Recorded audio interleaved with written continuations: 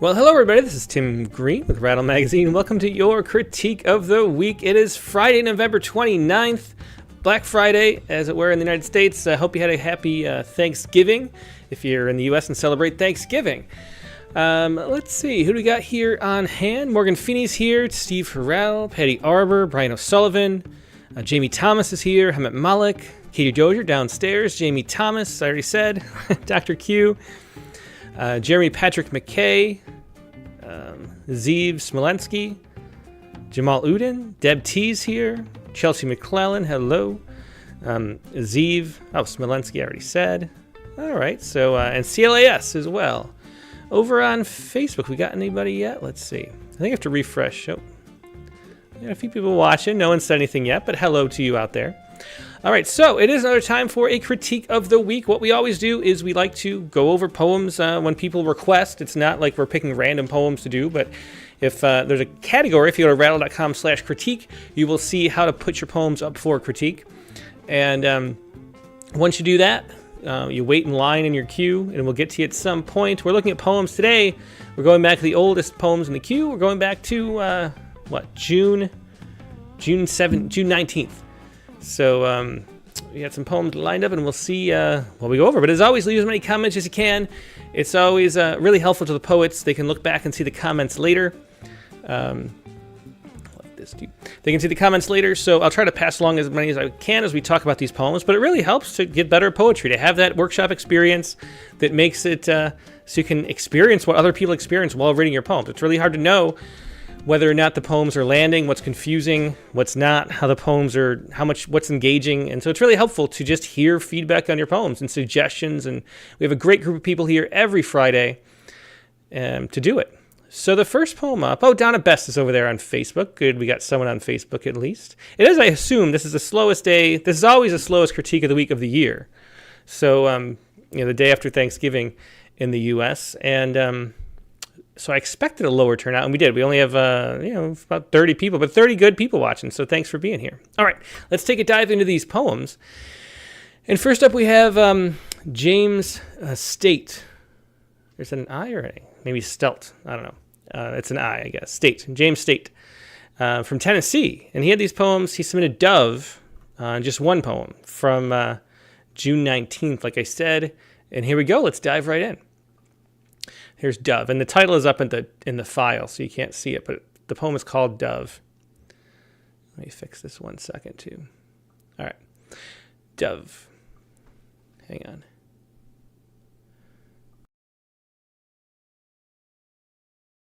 All right, yes, that was a sneeze. Thank you. Okay, Dove. A dove lit on my windowsill. It sat there for a while, then began to sing a song that brought my soul a smile. I listened to the melody, marveled at each note, amazed a dove can sing a song.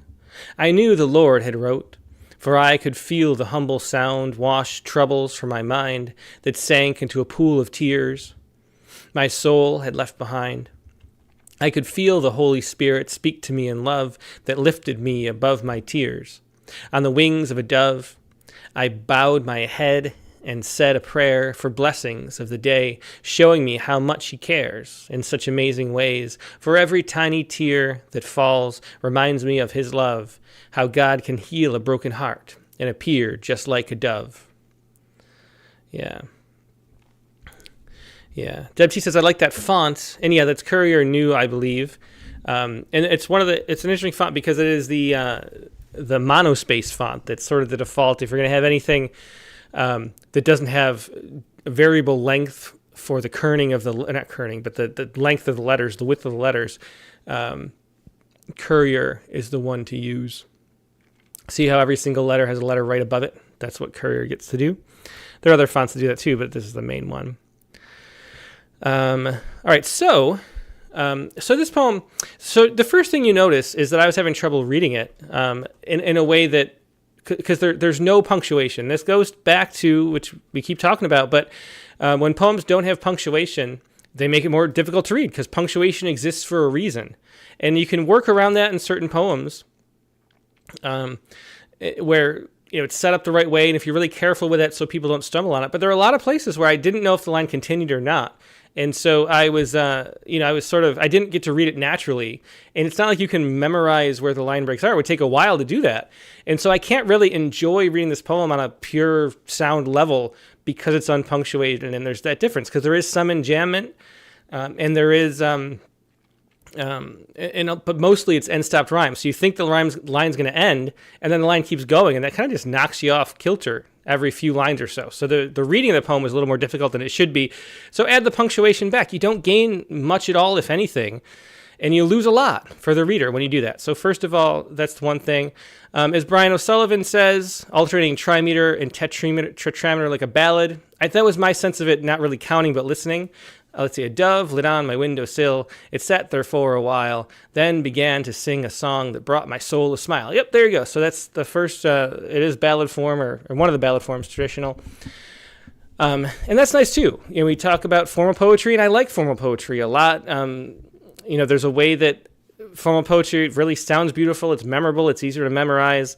It sets up expectation. But what you have to do is push against the expectation too. So if you, write in rhyme, it's really important, especially nowadays, to not have those same sort of easy rhymes stopped at the end of each line all the time, and have a lot of enjambment and twist things around, have some slant rhyme, not be exactly true, because then it starts to feel sing-songy and repetitive. And so, more variety in the rhymes and how the poem moves across the page would be appreciated. Yeah. Mary King says, too, this is a good point, or they could just not capitalize the first letter of all the lines, which would help. Yeah, but the problem with that is, so that does help, because the problem is we don't know where sentences end, what we were talking about before, why punctuation helps, because you know where to stop and where to pause. And there's a reason why we pause at the end of sentences, which is because that lets us gather our thoughts and make sense of the sentence. And I think probably etymologically, sentence and sense have a common root, I would imagine, because it's making sense of that utterance is what's really important. That's why we have the syntactic structures that we do, so we can just listen, hear this pattern of sounds, and then make the meaning out and understand what you meant. And so it's important to have those stops where you kind of gather your thoughts and start over. And we have this subject verb object structure, so it's important to know which is the object and which is the verb in a basic sentence, and that sort of keeps it all organized. And so it's important to know where the sentences begin and end, and when you don't, it gets tricky. Anyway,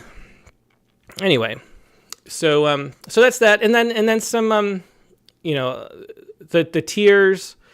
Tears comes up twice. There's some cliched type things, and so pull back on those. We don't want to do, especially tears twice, but pools of tears. I mean, that's kind of it's an emotional cliche, and so you're talking about tears unless there's some really interesting way that's unusual, but people have been talking about tears for thousands and thousands of years, as long as there's been poetry, which is longer than we've had writing.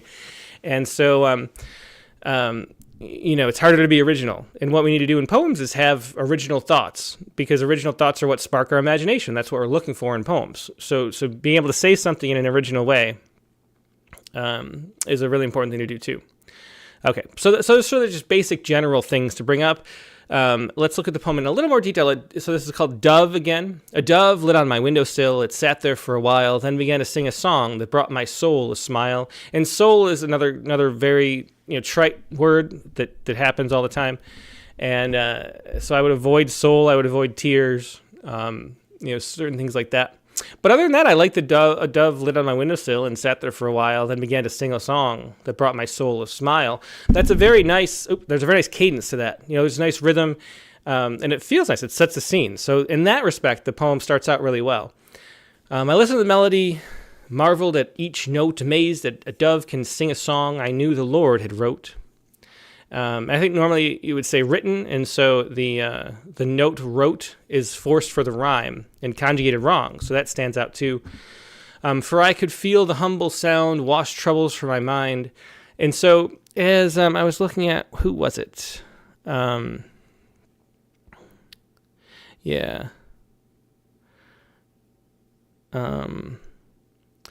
Jamie Thomas says, even though it's first person, this piece feels very distant to me.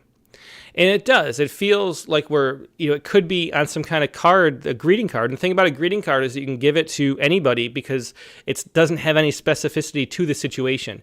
And that's really the difference between a poem, which is going to evoke an emotional response and an intellectual and an imaginative response in a reader, no matter who they are, which is the goal, versus a greeting card, which does it in a universal way, but doesn't have that emotional spark. It stands in for what you want to say, and so it's a way to signify the context. And so what we need to make the poem come to life is more details here. For I could feel the humble sound wash troubles from my mind. What are the troubles? Like, we don't get to know the story of the speaker, so it feels like the speaker is at such a remove that it could be anyone. And by being anyone, we don't get to really connect with it. And so instead of troubles, like, start telling us what the troubles actually are. Give specific details so that we can actually enter, because that's how poetry works. We enter the speaker's voice. They enter our body more specifically. That sank into a pool of tears my soul had left behind. I could feel the Holy Spirit speak to me in love that lifted me above my tears on the wings of a dove. And so, of course, we have tears again and the wings of a dove again. I bowed my head and said a prayer for blessings of the day, showing me how much he cares in such amazing ways. For every tiny tear that falls reminds me of his love, how God can heal a broken heart and appear just like a dove. And as Brian O'Sullivan says, there is a kind of turn at the end. And he says, I think it's the first time we hear about a broken heart, but that would work better if it was something more concrete than just a generic broken heart. Yeah. So, but two, there is a sense of motion. You can feel it. There's a nice sonnet-like arc to the poem because it sets up this dove. It talks about I'm feeling troubled, even though it doesn't get into the detail. If it did, it would work a lot better.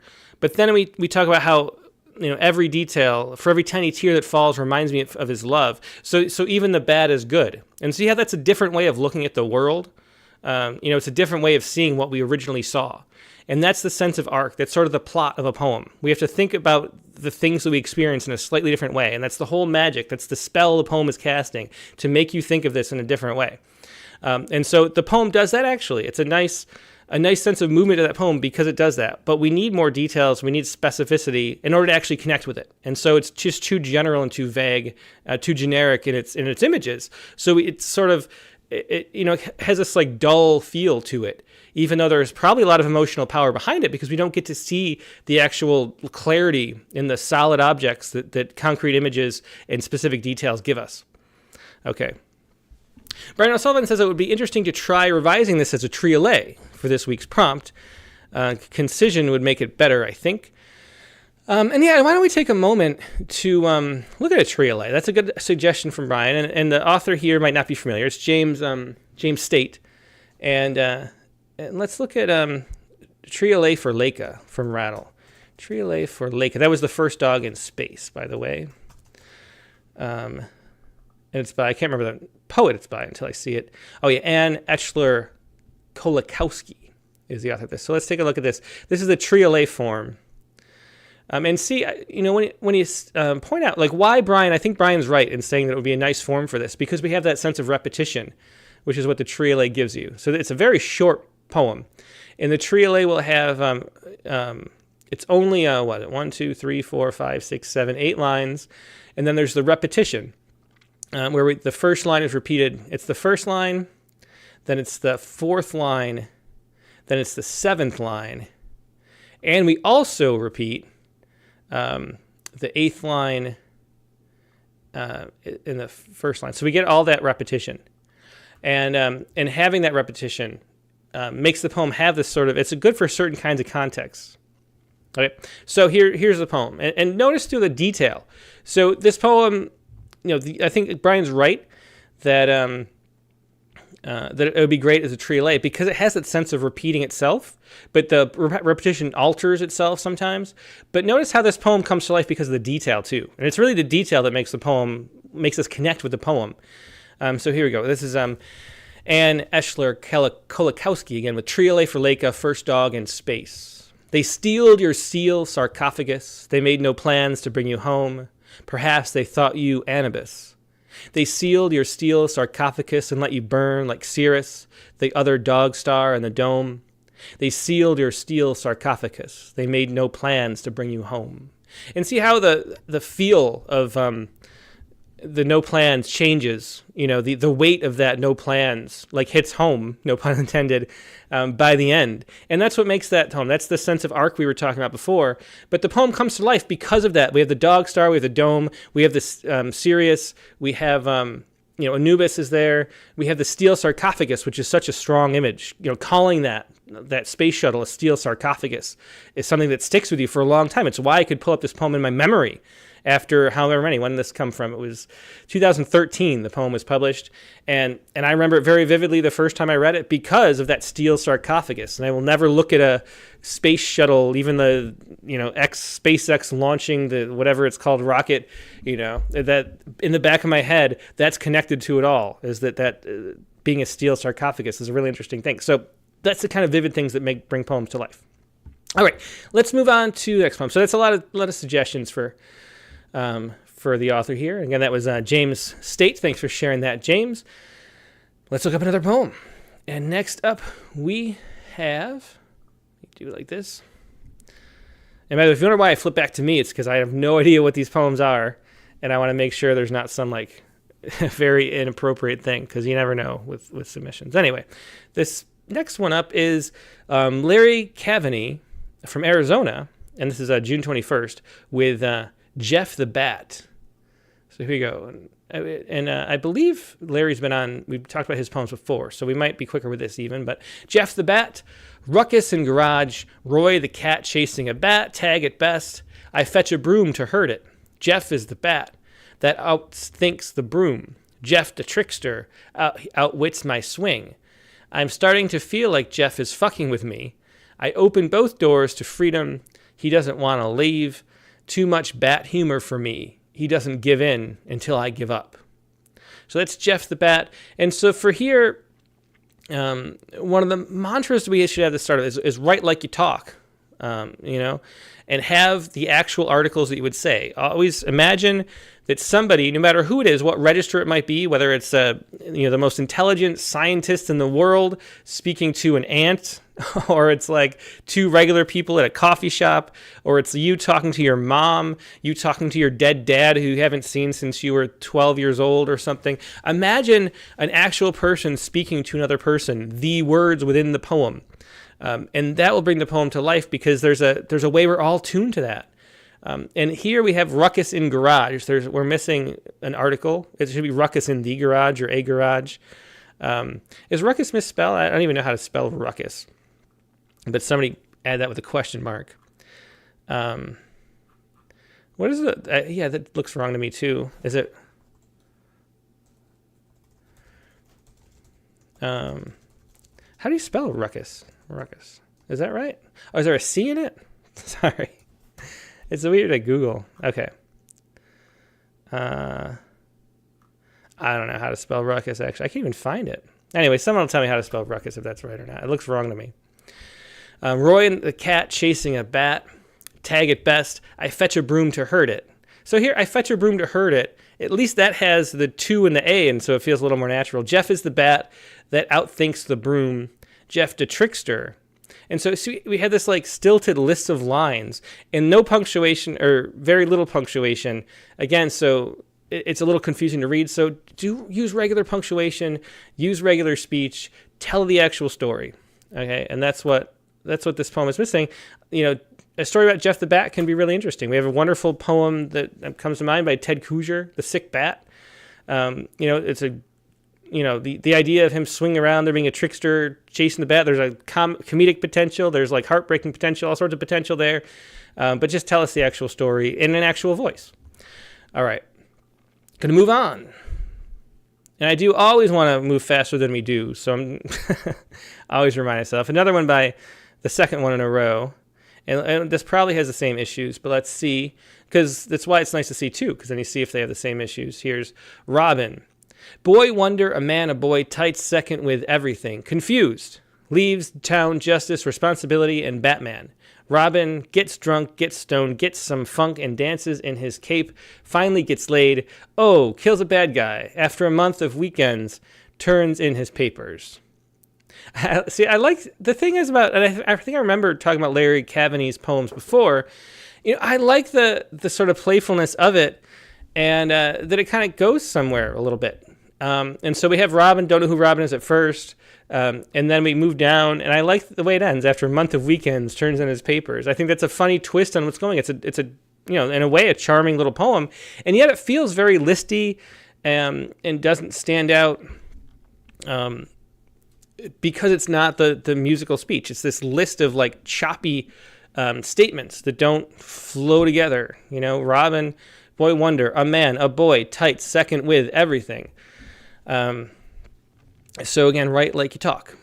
Okay. Next up, we're going to go to this right here.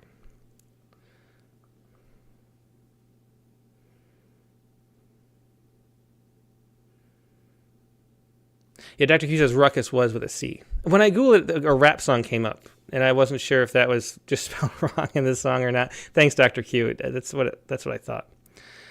Okay. Next up, we have Amelia Cernetescu from Connecticut. And we're moving up to June 22nd in the submission pool. So you can see we get like sort of one a day. And if we totally get caught up, we could just do it every week, which is it'd be nice. If we were like somehow in a flow state where we were the equilibrium, where the inputs were matching the outputs, that would be cool. Anyway, When I Try to Speak is the name of this poem. Again, like the last couple poems, or a couple poems back anyway, the title is not in the document. When you submit, it's best when you're submitting poems to make the poem look like it would, you want it to look when it's published in the issue of the magazine. So have the title in the document helps out a lot. And actually, the document is titled When I Try to Speak, but the title of the submission is Muse and Tongue. So I'm not even sure what the title is. And I think that does come up in submissions a lot, too. And so, everybody, most people for Rally have to use Submittable. Most journals include Submittable as what they accept their poems with.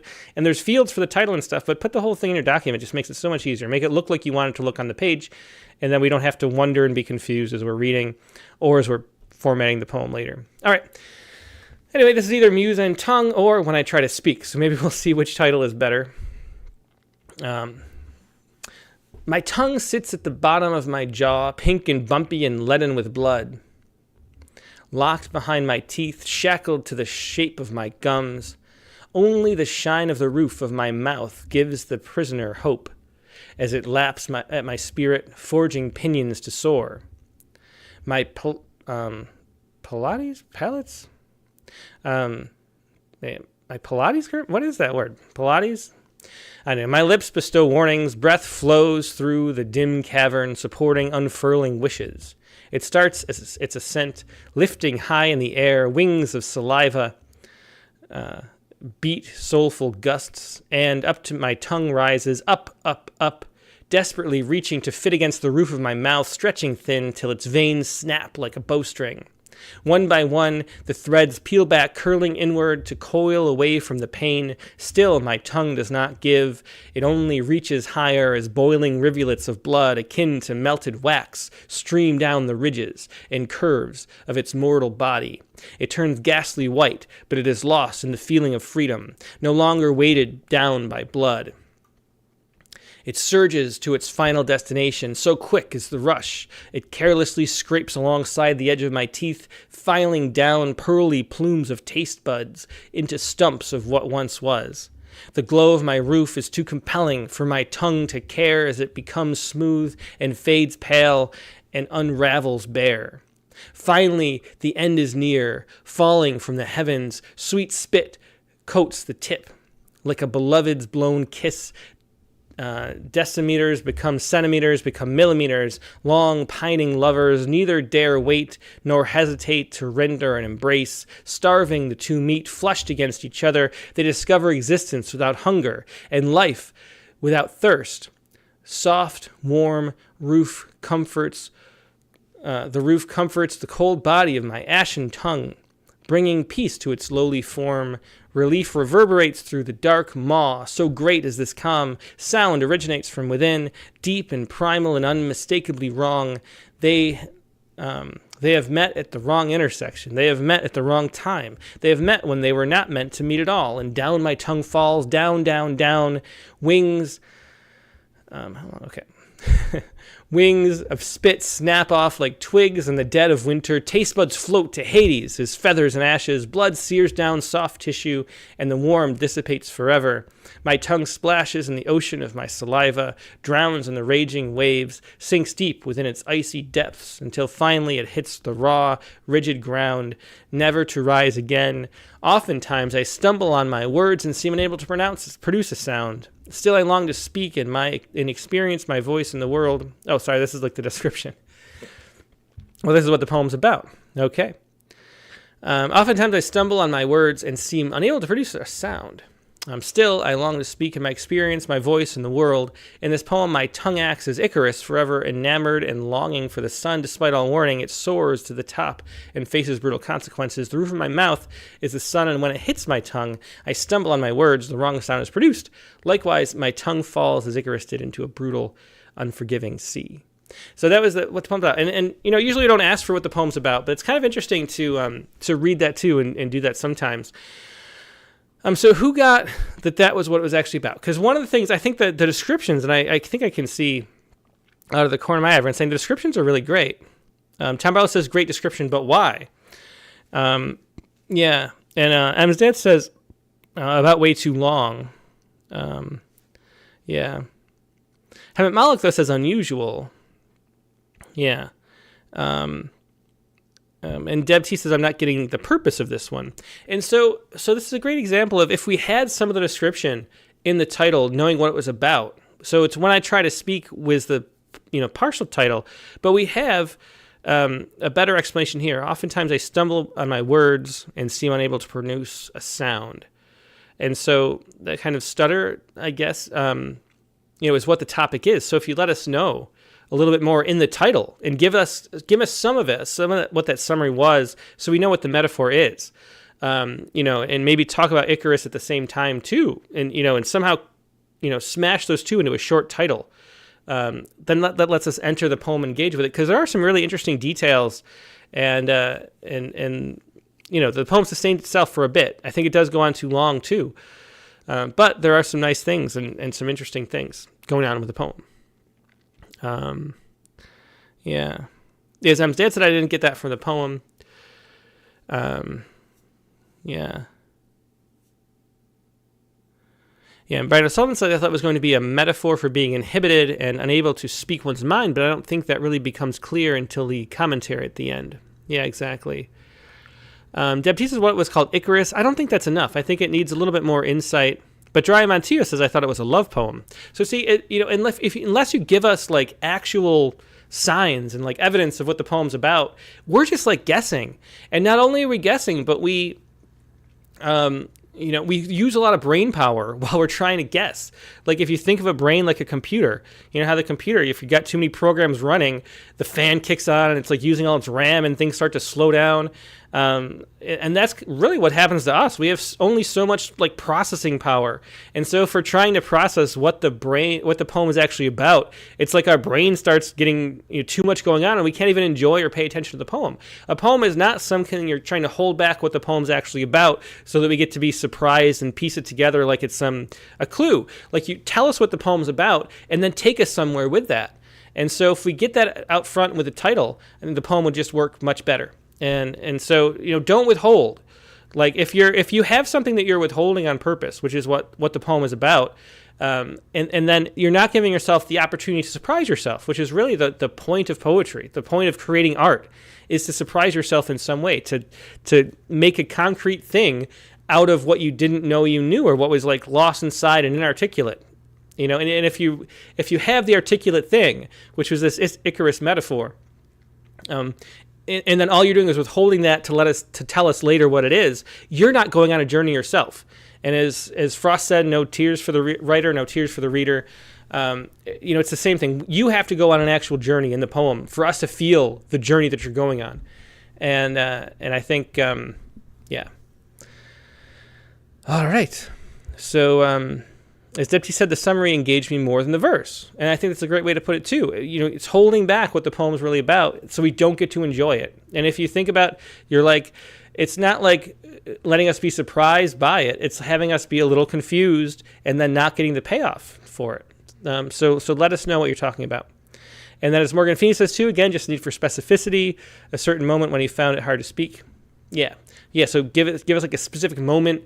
Let us be you for that moment. Let us step into your shoes, into your voice. We're giving us your body to have your breath, and play with that. Let us be you, and let us experience a moment of that in what's going on.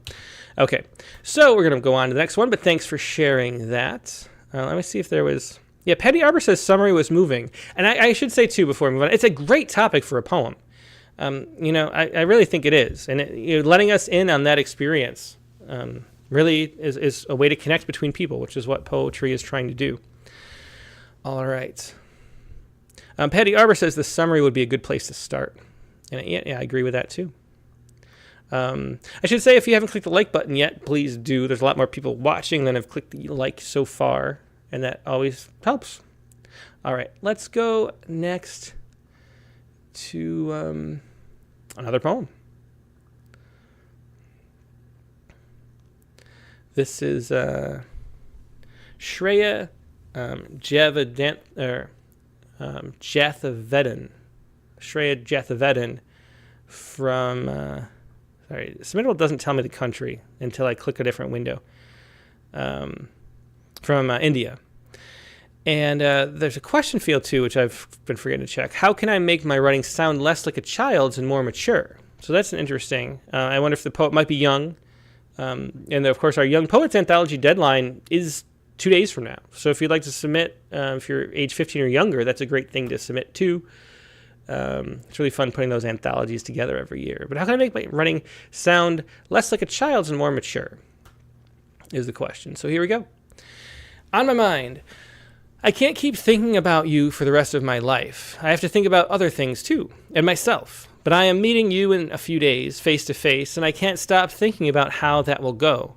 What will I say? What will you say? We'll meet each other one last time until we part ways. How can I think about anything else until then? After you and I have long said goodbye, I can't keep thinking about you for the rest of my life. Until then, you'll spend all of my waking moments in my head to make up for the lifetimes I've been denied. Even when I'm not thinking about you, you're on my mind.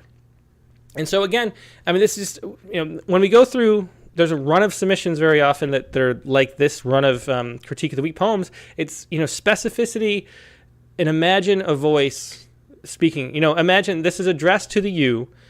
Don't think about writing a poem. Think about what you would actually say to this person if you were free to say it. If it's going to be a poem that's a direct address, say it like you would say it. Use the specificity and say it like you would say it. And that's what brings the poem to life. And so on my mind, let's read it. So on my mind, the title doesn't really give us much to go on. So it's helpful if we can have something, useful to come from the title. I can't keep thinking about you for the rest of my life. I have to think about other things too. So there's an opportunity to list some other things I would think about, to let us sort of into your imagination is maybe a better way to think about it too. Like what's going on, actually. What associative things come up in the process of trying to tell the truth of this moment. And I have to think about other things too. That's just a door to open that door to this beautiful landscape of things you could be thinking about. And that'll bring the poem to life. And myself. But I am meeting you in a few days, face to face. So why, what is the situation? Why are you meeting face to face? Let us in on the story. You see how it's the same things we're saying in all these poems? Because that's the problem with most poems, is that they're not telling a story. They're trying to be a poem. They're trying to withhold information. And that's just not what makes people connect with writing. Having specific detail, being concise, telling the actual story, letting us know the context so we can appreciate it, because we really want to hear your stories. I say it again and again. We really love to hear what you're actually talking about, but we don't know what this relationship is like, why the meeting, there's just so many questions. If the poem having ambiguity in a poem is good sometimes, or important in some cases toward the end, especially if we have. But it's got to be an emotional ambiguity, like it's too complicated to get itself around, or too hard to wrap your mind around. Not that we're withholding so much, and just too many poems withhold the story, and it's a storytelling. It's a way of telling story, and so we can't withhold the story. So I don't know, when I'm reading this poem, I can't stop thinking about how that will go. What will I say? What will you say? Like, imagine that. Like put us in that place. Let us see the scene. Then we'll know like how the meaning is actually taking place. You'll say this, I'll say this, but maybe not. You can move through, but with specific details about what the person will look like, what I'll look like, what the surroundings will look like. Bring that thing to life. Like, pretend you're making a movie, a film, and like what would you show on the screen? Like, what images would we see to make us be engaged with that movie? And you would see, maybe it's some kind of bus station and there's people going by doing this, and there's things on the announcements, and the counter looks like this, the lighting looks like this, it's this kind of like fluorescent lights or whatever. Imagine the actual scene and then paint the scene and put us in there so we get to experience it. Anyway, until we part ways, how can I think about anything else then? After you and I have long said goodbye. So we met and then we said goodbye. So it's a brief meeting, and I assume it's a love type meeting, but I don't know really the details about it. Like, why that I can't keep thinking about you for the rest of my life. But until then, you'll spend all my waking moments in my head to make up for the lifetime I have been denied. So why being denied? Like we don't have the story at all. And so we need to be told the story. Okay, let's read the other poem too and see if maybe we get a little more detail here. I think, yeah. New Year's Eve. Incomplete, drunken conversations with strangers at parties, asking the same questions over and over because I keep forgetting to listen to their answers. Being an absolute embarrassment and being saved from the memory of it the next day, but not saved from the memory of the strangers who made such an impression on me. I hope I made one on them too. Saying goodbye and hugging them tight. They're my friends. Friends. I think I like them too. So this is I like that. I think I like them too. I like the blunt turn right there. And again, it goes back to everything we've been saying already for the last half an hour. Who is this poem being spoken to? First of all, it's not it can't be some vague audience. Like, imagine, if there's somebody you tell your secrets to, imagine you're, whispering them to like a stuffed animal on your bed. It doesn't matter what it is, but imagine there's actually all of that context of how the language is working. And I think I'm going to have to say it in this way too, because this is the truth about the future of the world. But imagine in your own writing that you're prompting an AI, right? And you have to say, you AI, you are a lawyer pleading a case, and I want the facts in this manner. And so then the artificial language model, the ChatGPT, can give it to you in a lawyer's voice. We have to sort of prompt ourselves in order to have an authentic feeling situation. And this poem doesn't have that sense of who's being spoken to and why the thing is being told. And then again, more details. Just we live in details. We love details. We want to hear the whole story in details, and not generalities. So I think it's an interesting story. The New Year's Eve, incomplete drunken conversations with strangers at parties. You could build that into a whole scene and take us there again, like the train station, because I keep forgetting to listen to their answers. And that's an interesting moment that I think we've all been through that experience. But how can we bring that to life even more by fleshing it out and putting us in there? Being an absolute embarrassment, like, what is absolutely embarrassing about it? Is it just that? Tell us more of the story. And being saved from the memory of it the next day. So just bring us in with the details. But I do like they're my friends. I think I like them too. There's some honest, like, vulnerability in that line. And one of the things we're listening for in a poem is honesty. It's so rare, especially in the digital age with social media. Everything's faking and, they're performing their lives instead of being real, and we crave reality. We crave honesty. And when we hear statements that are just authentic and raw and honest, we love those. We love to hear that story. We love that confession. And so I think that ending is really nice, actually. All right. Yeah, and I could, yeah, and as Katie says, this is Chelsea. Read as Kate, yeah, and Katie always says, read more contemporary poetry. Read, read, read. Yeah. Rosenar says, but I think the best poetry comes about when you don't forget to listen to their answers. Because when you become really interested in other people, then you have more to tell in your poems. And that's a great point, too. You know, one of the things about being a poet, and we talk about this all the time, too, especially with the haiku poets, because the wonderful thing about haiku is that they're so short, people write them so often, you can really make it a part of your life to engage and remember things that you see, like little tiny moments. You can turn anything into a poem, and so then you're much more aware. It actually makes you a better person. It makes you more fun at parties, you know, when you're paying that much attention because you're looking for the next line to steal in a poem. And we talked on the Poetry Space a couple weeks ago to David Kirby, who writes these long braided poems, and he keeps this thing. What did he call it? Was it a shit journal?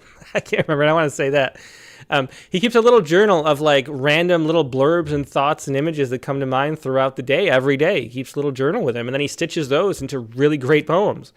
And that awareness, that attention that you give to life, it's a bits journal. Sorry. Yeah, I thought he said bitch journal at first, and that's why I was confused. The bits journal. Thank you. Little bits. Yeah. But anyway, you know, so pay attention to those little moments so you can use them in poems. And there's little strings of wonderful conversations. I'm trying to remember a poem. There was a poem that we published. There was just a few quotes that someone had overheard. What was it called? Can I pull it up? What is it called? The author's name or the title is like right on the tip of my tongue. It's something like Bits or something.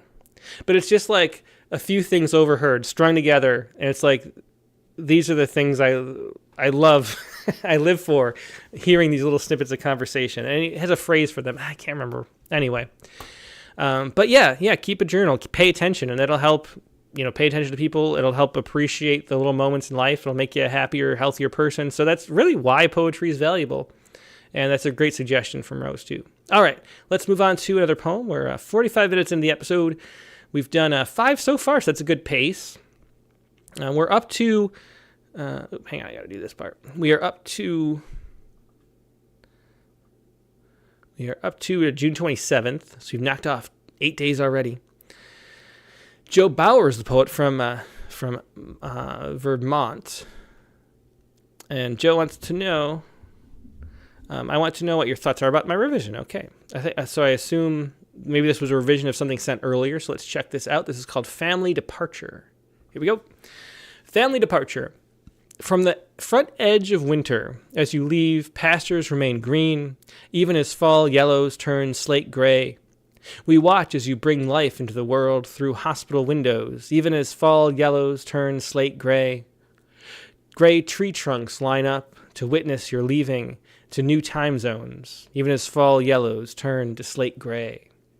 So I can see in that poem the revision. I don't remember. I kind of have a vague memory of this poem. Because I remember the yellows. I think somebody said, and I wouldn't be surprised if it was Brian O'Sullivan, suggested using that as a refrain. I think it might have been much longer. But you can see the movement in this poem. It's called Family Departure. Let's read it again now that we know what's going on here. From the front edge of winter, as you leave, pastures remain green, even as fall yellows turn slate gray. We watch as you bring life into the world through hospital windows, even as fall yellows turn slate gray. Gray tree trunks line up to witness your leaving to new time zones, even as fall yellows turn slate gray. And I think to me, so I like the conciseness of it, and I like the repetition of the refrain. I have a vague memory that I was confused about the time zones last time, and I think I'm still confused about the time zones. So Family Departure doesn't give us much of the story either, so I think we're still a little lost about what the story is, even though there's a nice sound, a nice rhythm, and the repetition of those lines there's a musical quality to that that's really nice. And there's a way that those feel different every time you're evoking that image of the yellows turning slate gray. So Family Departure is the title. And I think it's, yeah, I don't know. Each image, I'm having trouble like piecing them together. And I think so. So I think maybe a title that's not family departure, but lets us in more. Like we were talking about the summary in that few poems back. That summary paragraph was more interesting than the poem itself. And if we could put that description of what's going on, then we would engage with it more. I'm still a little confused. So what the first leaving is. Pastures remain green even as fall yellows turn slate gray. My first thought was kids going away to college. Then the next is we watch you bring life into the world through hospital windows even as fall, and so, but where's the leaving there? What's the departure there? I'm not sure. And then gray tree trunks line up to witness your leaving. And then to new time zones. I'm not sure. So we just don't have the story in this poem. Let's see what other people are saying. I mean, it might be stripped down too much. Morgan Fee says, I really do like the front edge of winter. Yeah. Rose remembers this. Yeah. And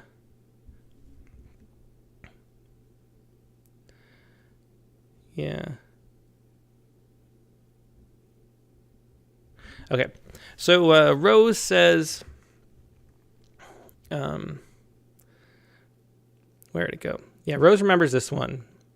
And we were confused about who the you was. And so that's not cleared up because that's what I'm talking about. Like, I don't know who the you is. I don't know, like, who's departing in every one. Is it you? Yeah, so you're leaving. Yeah, it's you every time. And is it the same you every time? Rose says, we discussed whether you was a daughter who works as a midwife in a hospital and is leaving to work overseas. That could be. And Hemet Malk says, I feel like someone is giving birth, but someone dies. And that's what I was expecting too. And then that's why the time zones. Like I thought this one was a death scene with the trees lining up. I think it's a nice image. So the conciseness and the images and the sound are nice in this one, but it's just we're not let in. We're still not let in. And I guess that was the problem before too. Let's see. Petty Ever says through hospital windows, pandemic. That could be. Yeah, that's a good theory. And that would kind of explain a lot of what's going on. So maybe with a title that lets us in on that, we could experience that in this way. Okay, so anyway, so we're still a little too lost on this one. Yeah. So it hasn't told the story again. And this is like and that's what you get going through reading submissions. The majority, like literally a majority of the poems, you're like, I don't really know what the story is here. I don't know what you're telling me. Like they're too much held back in the service of trying to be poetic. And it's just a very common thing. And it could be cleared up if we just let us in. And I think really to get back to that honesty we were talking about before, we crave honesty, but we're afraid to be honest and authentic at the same time. Like that's the conundrum of, I guess, life itself. But the modern age especially, it's getting worse and worse. Like being our authentic selves and having an act of authenticity is a really daring thing to do. And I think we get sort of an authentic spark. It's something we want to be honest about, but then our instinct is to hold back and not actually reveal it. And I think that's what happens so often in a poem. And I think, you get out the meaning from it because you sort of know what's going on and you can make the connection and it feels good to you, and which is a great thing, because one of the things poetry is a psychological tool to connect yourself to your deeper, truer self. And if the poem works that way, great in that way. But if it's going to be, published and shared and do that for other people too, we need to get the story and we need to know more about what's going on. So anyway, and that's just a common thing to happen, is that withholding. We crave honesty and authenticity, and don't be afraid to share. Okay, let's go to the next poem. And next up we have Alan Ali Najet. And Alan is from ZW. I don't even know what ZW is. The Midlands? Let me see. I got to Google this because I don't know. Zimbabwe. Okay, great. Zimbabwe. It's called Why Misunderstand the Introvert. Yeah. All right. Why understand Why I misunderstand the introvert. And let me zoom out a little bit. There's a very big font in this file. Okay. Why I misunderstand the introvert. In a world that prizes the loud and the bright, introverts are often find themselves misjudged. They're seen as shy, aloof, lacking in might, when their quiet strength is simply not budged. Extroverts may think that they rule with their voice, failing to see the value in stillness and calm, but introverts know their own inner choice, drawing power from solitude's soothing balm. Neither side should look down on the other, for both offer gifts that the world needs. Extroverts inspire, introverts ponder. Each contributes in their own unique deeds. If we learn to appreciate the differences and respect the ways each person derives their might, then the divide between these temperaments can give way to understanding's guiding light. Introverts need not be seen as depressed, nor extroverts as superior in their social skill. We all have our strengths, our needs to be addressed, if we but open our minds and embrace the thrill of learning from one another, growing together, celebrating the tapestry of human diversity. For in this balance, this yin and yang, we find the path to true harmony and profound unity. All right, so again, same old thing. I mean, it's a great topic to be writing about in the same way that the tongue-tied kind of poem was a really important topic to be writing about. But like a lot of the other poems we've seen today, it goes into this general place that's just telling us, that thought. It's not so bad to be an introvert. And, it's something I personally relate to a lot. I'm very introverted. I get, if there's like more than 4 people in the room, I like fade into the wallpaper because, actually it's because I find people so amusing to observe mostly. And that doesn't mean I'm shy at all, and it's a very, misconception in that regard. But so it's an interesting topic. But there's no specific detail. It's not telling us a story. Like we'd like to see if it feels like it's something that's probably self-referential, talking about your own introverted nature. Like tell us the actual story of that in the poem. Yeah. Sharon Friday says it's a great thing to write about. Yes, but it's like a list.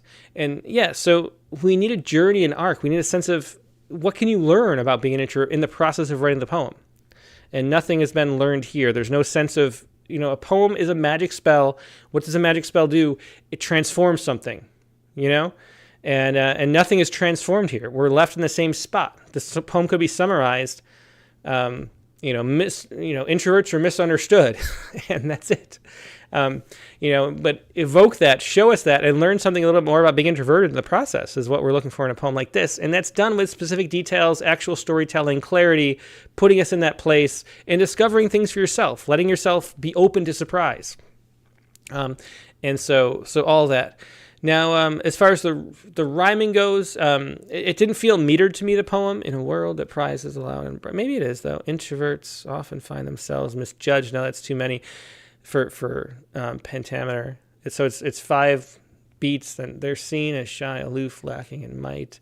When they're quiet, strength is something. I didn't feel like it was iambic, and I'm counting different number of beats, so I don't think it's metered.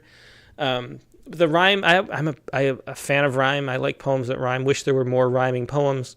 But the poem doesn't have enough specificity to really bring it to life. So show more. Yeah. As Chelsea McClellan says, I'd rather see a scene between an introvert and extrovert than be told what to think. And that's a good way to put it too. Again, the old show don't tell. That's why that's like on any kind of creative writing class. That's like the thing you put on the blackboard. Show don't tell. And that means conjure the scene, cast the spell of this space that we can enter and experience it too. And that means being specific with detail, having concrete images, telling us actually a story that's going on from an actual voice that feels real and is speaking authentically. So not easy to do, which is why, it's hard to do, but that's what great poems do.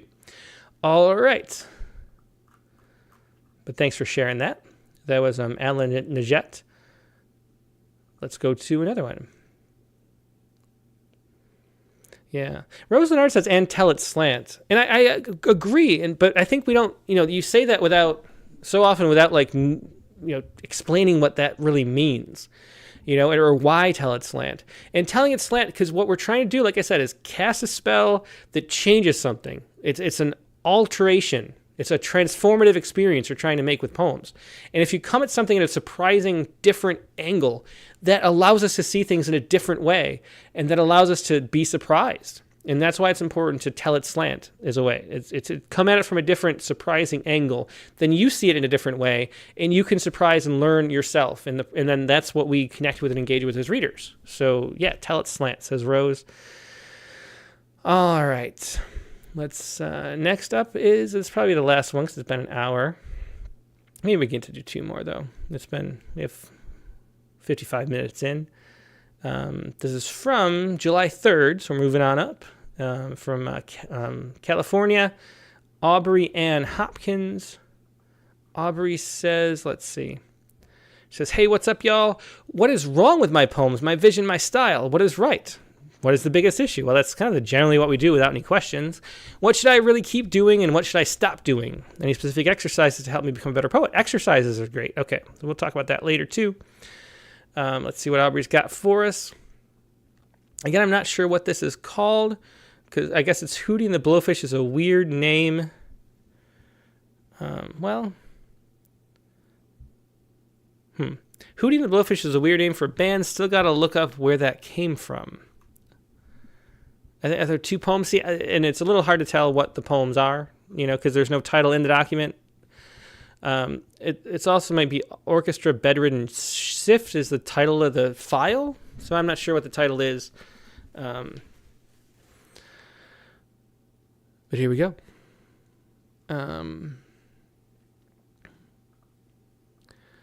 One day my daughter will ask questions. She will look up from her busy life and seek out my eyes from her successful career somewhere halfway around the globe, and she will wonder.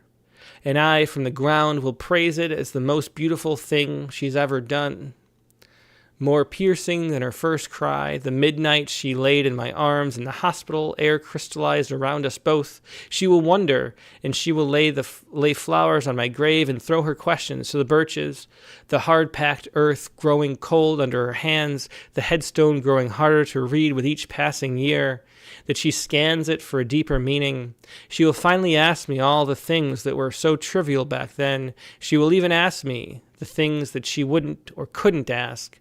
When she sat in the gray plastic hospital chair and held my bedridden hand so that my bedridden soul would not leave, but it did anyway. Me alone in death, she alone in life. But chasing a home for her words, she will journal and burn them all. She will teach an orchestra my melodies, but change the ending. She will write a novel and tear it up on my grave, letting the shredded pieces slip between her fingers one by one, and nature will sift them out, deciding which ones will drift away and which will stay on the little mound of earth that somehow will mean so much more than my living self, my blood, plasma, and oxygen, my obsessive compulsiveness, my wrinkled hands and crow's feet and wine-stained blouses ever meant.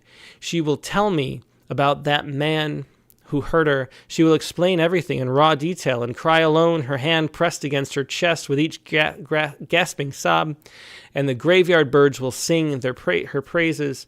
She will scream to the sky, I hate living, all the while knowing that she just hates a world she must walk through with these regrets. She will never explain any of this to her husband or her friends or her children, because somehow she knows that history will repeat until we all die from never truly living. Yeah, so Katie Dozier says, instead of talking about the questions the daughter will ask, write the poem with her actually asking the questions. And there you go. That's the kind of way to get directly into it, like we were talking about before, and a great exercise, too. So there's some feeling in this poem. And I think that's the most emotive poem of the day, probably. And, yeah. And I think there's certain parts that comes to life, and there's certain parts that I drift, and it's hard to pay attention to. It feels too long, and you got to sort of pay attention to yourself where the poem is being interesting and where it's not. Yeah. Rose Larn says, I like the way this poem travels, and I agree too. There's a nice overall art to it. Yeah, Deb T says, like the start, but it didn't hold me all the way through. And I think to me, and it would be nice if we knew the title. Hootie and the Blowfish is a weird name for a band. Is probably the title. But one day my daughter will ask questions, and we don't know what the reason for the death that we're talking about. Rose Leonard says, I think some editing needed. But imagine the poem, like Katie suggests. One day my daughter will ask questions, and then list the questions there, and that be the poem, and let that be. Because remember, we talked about at the very beginning, we talked about how important having that sense of like somebody talking to somebody is. Have this poem be the daughter asking the actual questions, and that can be, a lot can come about from sharing those, and what would she actually ask, and that's the part where the poem comes most to life. So let's look at a little more closely. One day my daughter will ask questions. She will look up from her busy life and seek out my eyes from her successful career somewhere halfway around the globe, and she will wonder, and I from the ground will praise it as the most beautiful thing she has ever done, more piercing than her first cry, the midnight she laid in my arms and the hospital air crystallized around us both. So Morgan Feeney, we're coming up to this. Morgan Feeney says, focus more on the unusual, fresh images, throwing questions to the birches. Yeah, that's coming up, and that was one of the lines I was going to point out. She will wonder, and she will lay flowers on my grave and throw her questions to the birches. That's a great line. And that could be the title. One day my daughter will throw her questions to the birches, and then dive into what those questions are. The hard-packed earth growing cold under her hands, the headstone growing harder to read with each passing year, that she scans it for a deeper meaning. She will finally ask me all the things that were so trivial back then. She will even ask me the things that she wouldn't or couldn't ask. When she sat in the gray plastic hospital chair and held my bedridden hand so that my bedridden soul would not leave, it did anyway. Me alone in death, she alone in life. So I'm not sure. So I'm not sure what the death is, like what we're, we don't quite get the story. But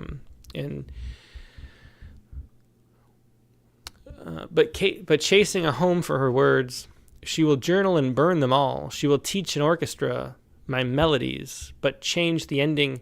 She will write a novel and tear it up on my grave, letting the shredded pieces slip between her fingers. See how we feel the shredded pieces slip between her fingers? I mean, it's not as fresh as the birches line, but it's really visceral and tangible and concrete. And I think those are some of the highlights of the poem too. And one by one, the nature will sift them out, deciding which ones will drift away and which will stay on the little mound of earth. That little mound of earth is really nice, the detail of that. And somehow will mean so much more than my living self, my blood, plasma, and oxygen, my obsessive compulsiveness. So here we get, so I think those images worked really well. The slipping, and then the idea that nature is going to sift them out, deciding which ones will drift away. I think that's a really interesting thought. And then we go to my blood, plasma, and oxygen, my obsessive compulsiveness. It gets into this list of things that aren't as vivid and aren't as interesting. My wrinkled hands and crow's feet and wine-stained blouses ever meant. She will tell me about that man who hurt her. She will explain everything in raw detail and cry alone, and her hand pressed against her chest with each gasping sob, and the graveyard birds will sing her praises. I like that idea of graveyard birds. I think that's nice. Sing her praises is a cliche, but attached to graveyard birds, the graveyard birds part is nice. She will scream to the sky, I hate living, all the while knowing that she just hates the world she must walk through with these regrets. And so we don't really get to know what the regrets are, She will never explain any of this, and I'm starting to get a little, so you lose me with the lists of the blood, plasma, and oxygen. You really lose me because they're even less detailed with the husband, friends, and children, because she knows that history will repeat until we die for never truly living, which is kind of a cliched ending too. And so the poem is most interesting, and this is what, you ask, and this is the most important thing to ask.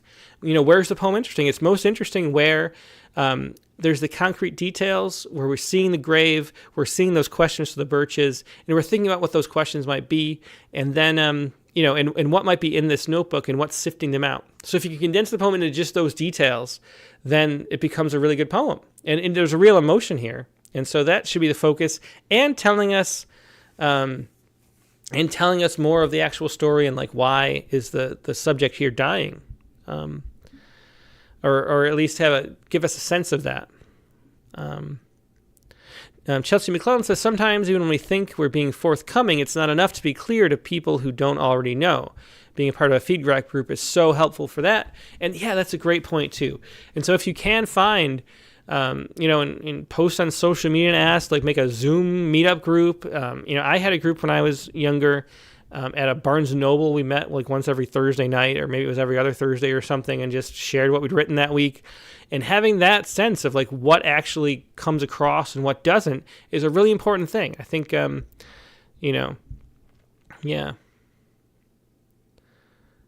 Lisa Seidenberg says it can end with she alone in life.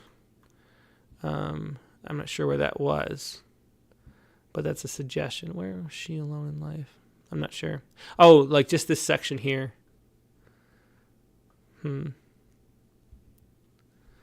Yeah. Well, maybe I think we need more there than that, but yeah. And Morgan Fee says, too, I think we also need a more surprising turn added to this poem, twists us to somewhere you didn't plan on going. Yep, and so we've saying the same thing all day, the same stuff. It's funny how they kind of run together, too. I'm not sure why when you do Critique of the Week. It was a very different experience just 2 weeks ago when we did the oldest poems in the queue. I think we only got to 2 poems, and we were saying very different stuff about them. So anyway, that's the theme for today, is those general basic show don't tell type stuff. All right, we have one more poem too, I think, don't we? Yeah. So we'll look at the other poem, and this is a prose poem. Again, the poet is Aubrey Ann Hopkins from California. And, this is a Haibin, actually. That's really nice. Okay. As you know, or might know, we have a Haibin issue coming up. I'm reading a lot of Haibin all week to try to get to the end of that. So here we go on this. Again, we don't get to see the title. So it might be Hagen. I think it should be Haibin Fisherman. Fisherman might be the title. Anyway. But here we go. Who expected me to know how to raise a daughter? I'm no father. This isn't me fishing for a compliment. I do enough fishing on the daily. I just know that I love this little girl, the way she meshed her hands in the net, pulling out slimy kelp bits and throwing them on the deck where they landed and were not moved, and the sun beat down like a drunken sailor plastered them to the deck. I think this is long. I'm going to wrap it up quickly. So I'll just say a little bit about this. There's great description and details here in this part. The way she meshed her hands in the net, pulling out slimy kelp bits and throwing them onto the deck where they landed. That's really nice. The details there are the kind of details that we talk about that bring a poem to life. And so that's a good thing. We repeat the deck again. The sun beat down like a drunken sailor, plastered them to the deck. I think that weakens it a little bit. Find a different way to say that so you're always coming up with new sounds and new shapes, and that feels fresh. And all the while in my mind, I watched her age and plaster herself to a boy, leaving muddy footprints on each other's rooms all winter that I pretended not to see, and his parents yell at him, saying, "Those aren't your feet, son." And all the while, the two of them will fall into the dark. They don't understand, hunting, breathless, chasing the light they hope they'll find, and all my wisest words will never make sense to her. But me, all that was in the future, and she was still my baby, my little girl, who loved me, who loved life, who loved everything and nothing, who delighted in the mundane in a way I never will again. I smiled down at her, and she was all glow, all golden brown, hair and skin and eyes, all beautiful and small and easy to protect. It will never be that way again, and I will never be able to remember that day in all its perfection as it really was. I was losing her beat by beat, measure by measure, to the sickening game we all play called life, and the orchestra was getting... So this is, again, we have the generality that we had at the end of the last poem. This game we call life, being more interesting and more unusual makes the poem come to life more and be more interesting and unusual and more memorable as a result. And so going to those things is a tendency that I would avoid. And the orchestra was getting frantic while I tore out my hair piece by piece. The problems were always in my head, only in my head. I held out my arms out, and so proofread too. Held out my arms out, and she wanted to snuggle, wanted me to make everything all right, but I always knew the day would come when she finally understood I could not, and still to this day, years later, I never have and never will? Is it true that love is sacrifice, or is it just selfishness because you know you'd rather let someone go than watch them slowly realize how you'd failed them? I believe this took a turn. Let me go, boys. I'm an excuse for a man. Let me live and die, because I have no other way to live without her. I'm already marching to my own funeral drum, and I've made the casket. Giving her up, the papers signed in blood red ink. Yeah. And so I think the too long too, there's some things that are really interesting. I'm having trouble figuring out who the father is, speaking, why we're getting the story. And then it goes on for a long time, like condense. Make this a third the section and keep those interesting lines and lose the stuff that's, as Morgan Feeney says, too many cliches, generalities, not enough punctuation and regular speech, the usual things. Yep. Yeah. Morgan says the last sentence in the prose part is maybe the most interesting bit. And it is already marching to my own funeral drum. I've made the casket. Yeah, when this fisherman, I think the poem's called Fisherman maybe. When this fisherman comes to life and we see the scenes, have the fisherman actually we feel the deck and and here he's marching to his own funeral drum. That's what we want to see, the vividness of that, not the abstraction of little girl, all the beautiful, small and easy to protect, that kind of stuff. Isn't evocative. And then for Hyben 2, we want a more surprise, like giving her up the papers. So the haiku here ends up becoming the explanation for the poem.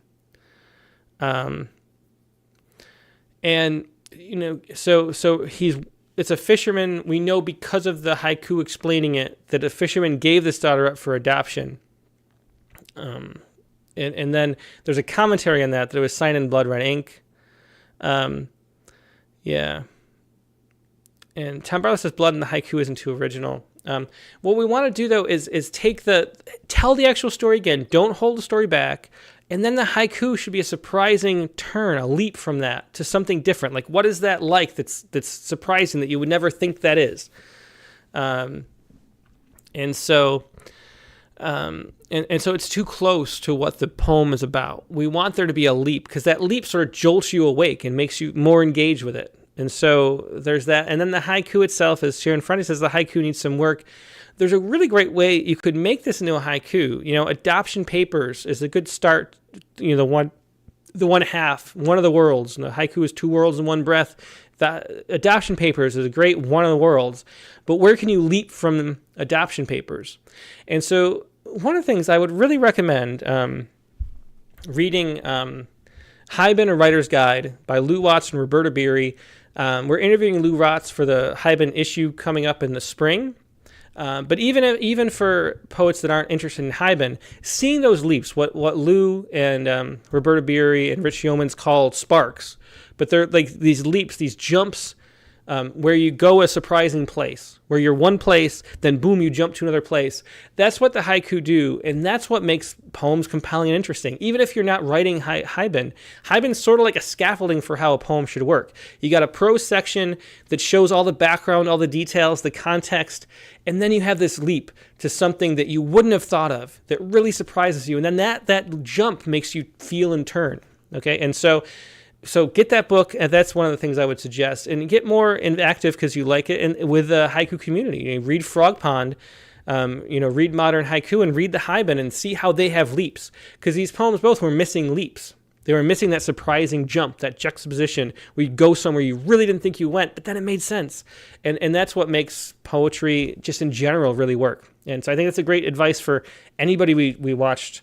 And advice, too, is always read more contemporary poetry, because poets just get better and better at doing it, and that's the truth of it. So anyway, we got to wrap it up. Thanks, everybody, for joining and sharing your thoughts on this. Let's see. So this week's guest on the Rattlecast is going to be... Let's see, hang on one second. Okay. So this week's guest on the Rattlecast is going to be... right here, Eric Coker. Now, Eric Coker you might recognize as the author of Sky Mall, one of the Rattle Chapbook Prize winners from this year. It was the first book, the first 2024 Rattle Chapbook Prize winner, came out with a fall issue. It's a wonderful book, this long meditation. It's you really get lost in it on family and connection and things like that while the speaker's flying across country, looking out the window. So you get this sort of sense of actually being there, that show don't tell. We get to sit there, hear the voice of somebody in that book. It's a really wonderful book. He's a great poet too in other ways. Other poems are good. We're going to share a lot of those as well. That's Sunday's guest, Eric Coker, Rattlecast number 247. The prompt for this week was to, like we already referenced on the show, write one of those triolets. Now let me say this prompt as we actually had it, or as Katie Dozier had it written. Write a triolet that includes a bird. So there you go, a little bit of a Thanksgiving nod. Write a triolet that includes a bird is your prompt for this week. Eric Coker is your guest this week. Rattlecast 271, the regular time, 8 p.m. Eastern, 5 p.m. Pacific. Hope to see you there. Hope you have a great weekend in the meantime, and we'll talk to you later. Goodbye.